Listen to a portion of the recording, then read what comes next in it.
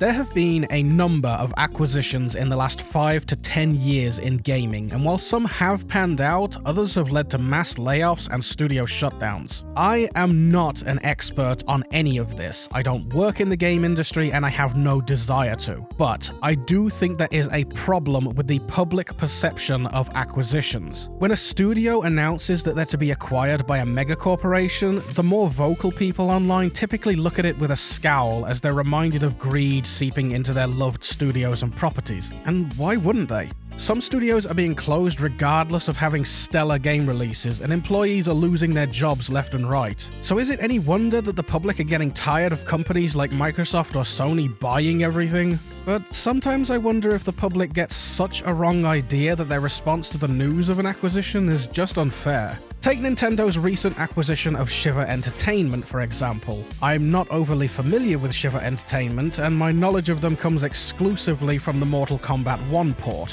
When this game dropped for the Switch, it was ridiculed for how bad it looked. Screenshots of the game were mocked, and I admit I also laughed at them. I wasn't accounting for how hard it would be to make a game like Mortal Kombat 1, a game built primarily for devices like the PlayStation 5, Xbox Series X, and PC, run on such dated hardware. Putting aside how the game looks to focus on how it plays, Mortal Kombat 1 seems to run at a somewhat consistent 60 FPS, which is something that I'm told is important in fighting games where those split-second movements can cost or win the fight. I can't say that it runs definitively at 60 FPS because I have seen dips in gameplay footage with my own eyes, but it aims to keep that 60 FPS for as long as possible. So if the performance for this game, built for modern devices, is working on something with about the same hardware capabilities as an Xbox 360, that's impressive. It is a massive technical achievement and a credit to the hardworking people at Shiver.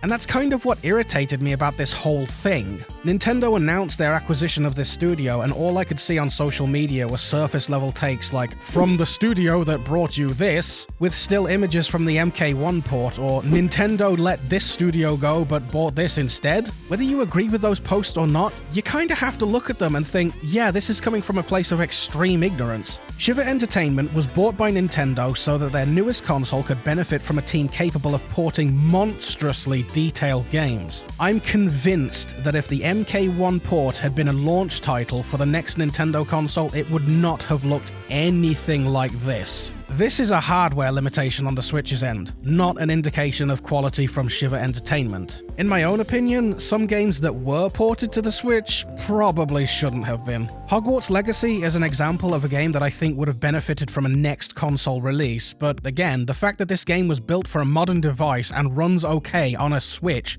is insane. This must have been an absolute nightmare to make work as well as it does, but they did it. If we reach a point in the future where Shiver is releasing quality on the same level as Hogwarts Legacy and MK1 on the next Switch console, then I would say whatever criticism people throw at them is fair. But part of me is convinced that these issues are squarely at the hands of the hardware limitations of the Switch itself. And if the leaked specs of the new console are anything to go by, this issue will quickly disappear. In a time where acquisitions of studios by major corporations lead to many negative things, I don't blame people for thinking that this is a bad idea. But if you take a step back and forget the visuals for just one moment and focus solely on the technical wizardry that these people just put in front of you, you'd easily see that this is insane and a massive win for the next Nintendo console, or anything Nintendo decides to release their games on in the future. A thing that I've noticed over the years is that gamers are constantly saying they want new experiences, not re-releases, remasters, and ports. But I don't believe that for a second. Paper Mario is a great example of this. Look how much that was hyped.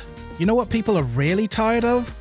Bad re-releases, bad remasters, bad ports. They want those older experiences for fresh players, but they want them in a way that actually works out of the box. They want GTA Vice City in HD, not with hideous modern visuals that make you want to vomit. They don't care if it's still got the PS2 graphics, they just want boosted resolution, higher frame rates, higher definition UI elements, and with all of the original content still intact. They don't want to pay more to get less than what they did several years ago. I'm hyper-focusing on Vice City here, but the point still stands. Imagine a team like Shiver working their technical magic on both modern day and older games you've been desperate to have come back, even if they're not designed solely for the next Switch. In Nintendo's own words, the idea behind the acquisition was to secure an experienced and accomplished development team to port games to multiple platforms, including Nintendo Switch. I don't care what anybody says, this is incredible news and I cannot wait to see what comes from it.